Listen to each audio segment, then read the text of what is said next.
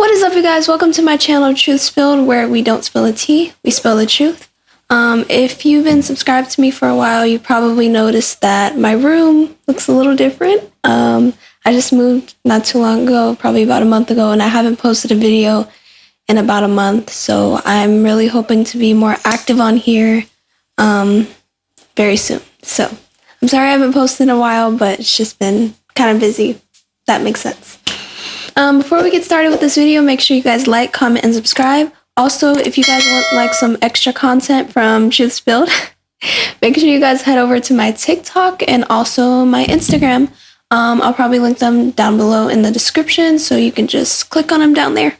All right, so today's topic is going to be about power over the tongue. This is a very important topic.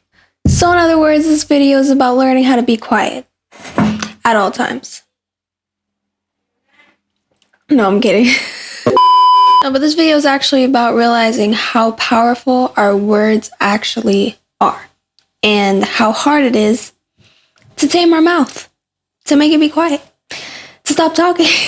About how hard it is to not say things that we don't mean as soon as it comes to our head. And this video is for me too, not just you, for me as well, because I struggle with this sometimes. And you know, some people that are watching this, well, not even some, everybody struggles with this or has at some point, okay? Everybody. I don't care who you are, everybody has struggled with this. Okay, so we're going to talk about three main things. Number one, do our words matter?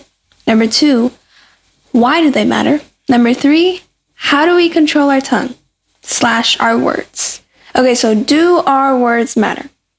Proverbs chapter 18, verse 21 says, "Death and life are in the power of the tongue, and they that love it shall eat the fruit thereof." So, as we can see, death and life are held in your tongue by your words. Now, why are our words so important? Why do our words matter? I'm going to read Matthew chapter 12, verses 36 through 37 first, because I think this is the most important one of why our words matter, the most important reason of why our words matter.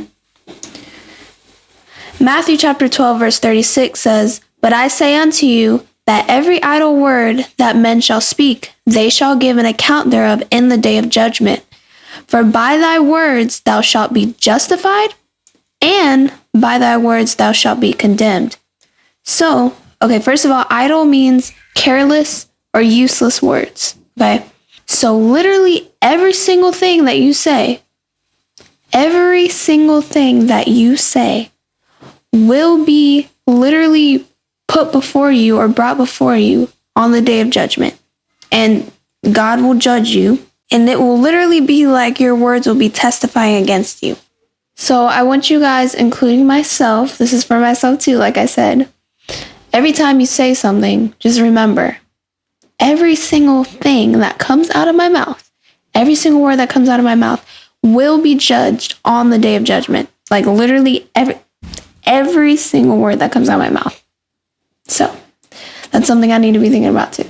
Okay, Ephesians chapter 4, verse 29 says, "Let no corrupt communication proceed out of your mouth, but that which is good to the use of edifying, that it may minister grace unto the hearers." So this is another reason why our words are so important, because unbelievers are watching us, okay? Unbelievers don't read the Bible like that. They're looking at you. They're looking at how you react to certain situations, how you carry yourself, how you talk, because you're supposed to be a representation of Christ, right? I saw this video on TikTok. I might insert it, maybe. And the guy was basically saying, like, why do Christians, not condemn people that, have hateful speech or whatnot, but then as soon as somebody says, a curse word that doesn't really mean anything, or they weren't even being hateful, then, everybody wants to hop on them and condemn them. And I kind of see, I see the point he was trying to make, but at the same time, you just don't need to be doing none of it. Not hateful speech, none of that, cursing, no. Like, if unbelievers are seeing you just cursing all the time or hearing you curse all the time, do you really think they're just sitting up here thinking like, oh, well, they're not saying anything hurtful or they're not, being hateful to anyone. They're just, messing around. Like, no, they're not thinking like that. They're just like, okay, I thought you were supposed to be a Christian, like, and you're over here cursing. So even though I saw what he was trying to say, it just doesn't make sense. So yeah, a big reason of why our words matter is because others are listening to us and watching us, because we're supposed to be representations of Christ. Okay, so I'm going to read James chapter 3, verses 1 through 12, because it really stresses how powerful our tongue is and how hard it really is to control it. Okay, James chapter 3, starting at verse 1. My brethren, be not many masters, knowing that we shall receive the greater condemnation. For in many things we offend all.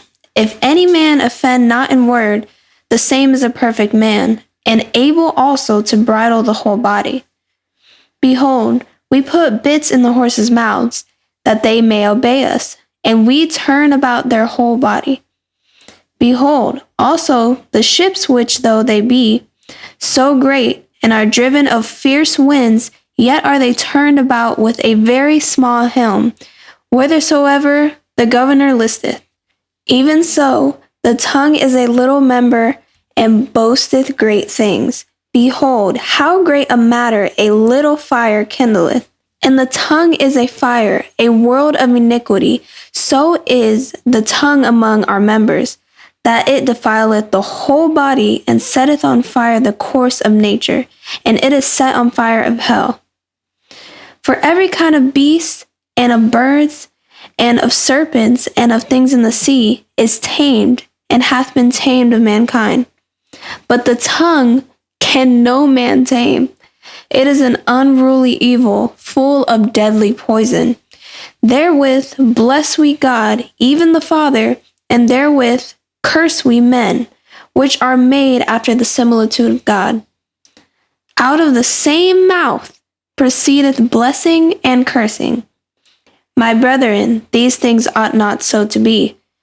Doth a fountain send forth at the same place sweet water and bitter?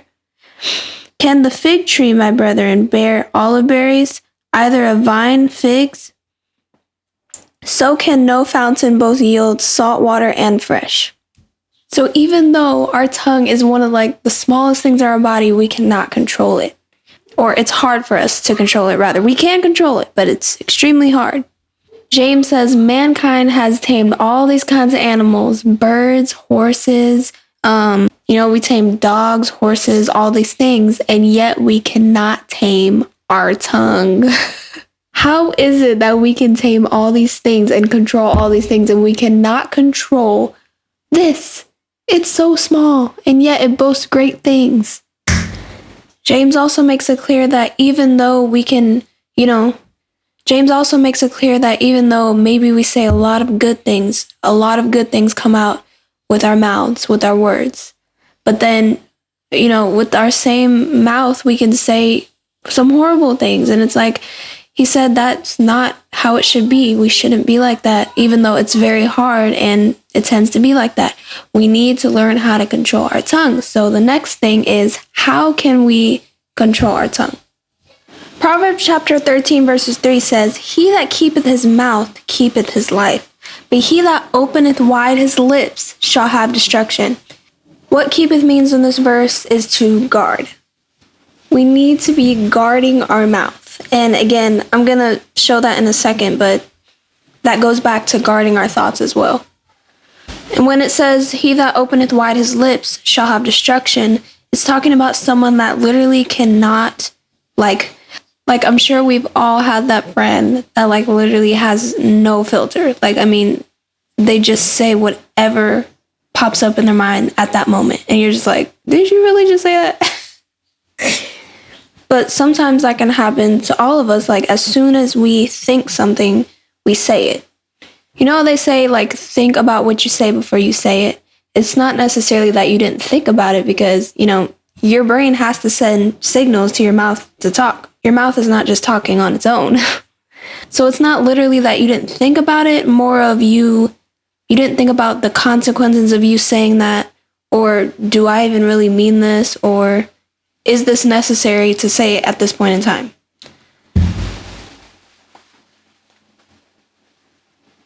just having that self-control. Psalm chapter 141 verses 3 says, "Set a watch, O Lord, before my mouth. Keep the door of my lips." And again, watch here means to guard again. So like I was saying, back to that friend that has no filter. They're not letting the Lord guard their mouth, and they're not letting the Lord keep a door at their mouth either, because they just say whatever they want to say, whenever they want to say. And like I said, it happens to all of us sometimes. Psalm chapter 19 verses 14 says, "Let the words of my mouth and the meditation of my heart be acceptable in thy sight, O Lord, my strength and my redeemer." So you see how the words and the mind go together? So we need to make sure that not only our words are acceptable unto God. Every time we talk, we should be like, okay, would God want me to say this? And then on top of that, not only your words, but your mind, your thoughts.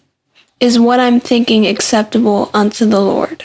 Proverbs chapter 15 verses 28 says, "The heart of the righteous studieth the answer, but the mouth of the wicked poureth out evil things." So in this passage, the heart means the mind. So we need to make sure that we are thinking about what we say, how they can affect people, how they can affect multiple things like I had mentioned before. It says the wicked just say evil things and they just don't even care. They just say it. Go ahead, right out and say it. Matthew chapter 12 verses 34 through 35 says, "O generation of vipers, how can ye, being evil, speak good things? For out of the abundance of the heart the mouth speaketh. A good man out of the good treasure of the heart bringeth forth good things, and an evil man out of the evil treasure bringeth forth evil things." Again, it goes back to the mind.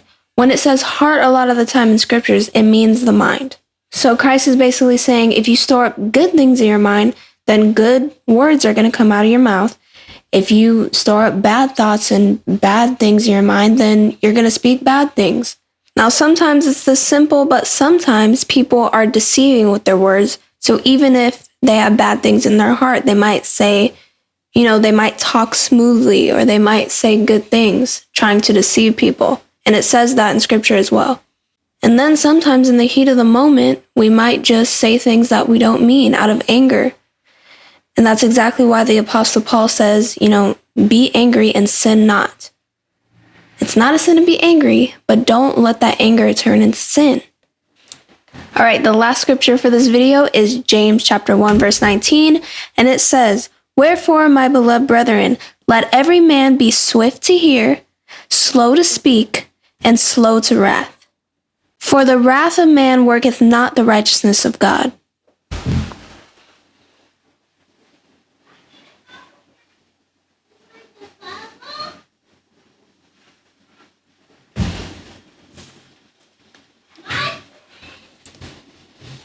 So the word swift here means be ready. So be ready to hear and not always talking. And being slow to speak is so important. Just because you think something at the moment doesn't mean you have to say it at that very second. Just think about it. Be like, okay, does this glorify God? Should I even be thinking this? And slow to wrath or anger. Do not let your anger overtake you. All right, guys, so that's it for this video. I hope you guys enjoyed it. I hope you got something out of it, some edification. Again, make sure you guys like, comment, and subscribe. Also, again, make sure you guys head over to my TikTok and my Instagram. Links down below. And I will see you guys in the next video. Peace.